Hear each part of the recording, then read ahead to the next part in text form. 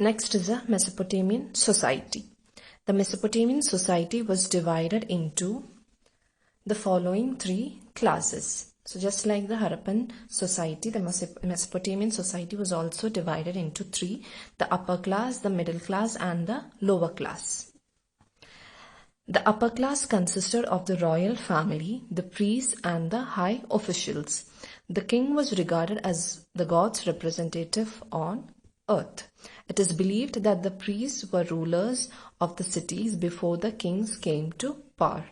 This class led a luxurious life. So this upper class, they had the people belonging to the royal family, the priests, and the high officials. And here the king, he was considered as the God's representative on earth. And before kings came to power, before the time of kings, the high priests, the priests were the rulers of these cities. The middle class consisted of farmers, merchants, traders, and craftsmen. The life of the middle class was quite comfortable.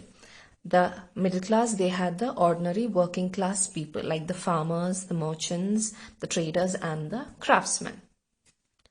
The lower class consisted of slaves, most of whom were prisoners of war. So in the lower class, they had these slaves who came as prisoners of war.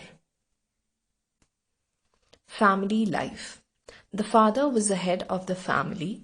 Initially, women enjoyed nearly equal rights and could own property, run their own businesses, and make contracts in trade. The early brewers of beer and wine, as well as the healers in the community, were also women. Gradually, these trades were taken over by men. So in family life, the father was the head of the family, and initially in the beginning, women, they had equal rights. Equal rights in the sense they could own property, they could run their own business, and they could get involved in trade. And these women, they were also the early brewers of beer and wine. Now, brewer means it refers to someone who makes wine. And as well as the healers in the community. Now they were also the healers in the community. Healers means someone who heals the sick, curing the sick. Gradually, these trades were taken over by men. Gradually, these trades, they were taken by men.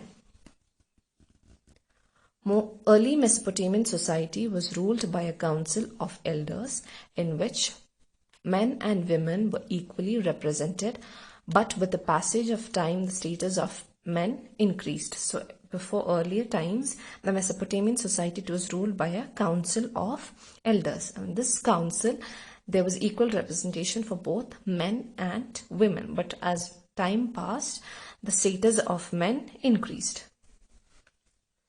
As for education, only royal offsprings and sons of the rich and professionals such as scribes, physicians, temple administrators went to school. So only the royal children, the children who belong to the royal family, only the royal children and the sons of the rich and professionals. Now professionals such as scribes. Scribes means a person who writes, someone who's a writer. Physicians, temple administrators went to school. Only the children who belonged to the royal family and the sons of the rich and the professionals, only they were allowed to go to school. Most boys were taught their father's trade or were apprenticed out to learn a trade.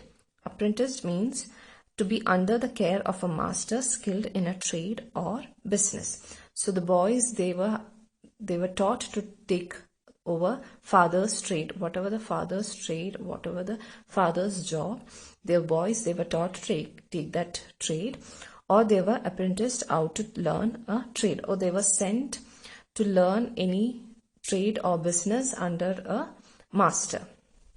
Girls had to stay at home with their mothers to learn housekeeping and cooking and to look after the younger children. So only the boys were sent to schools. The girls, they had to remain at home and they had to learn housekeeping and cooking.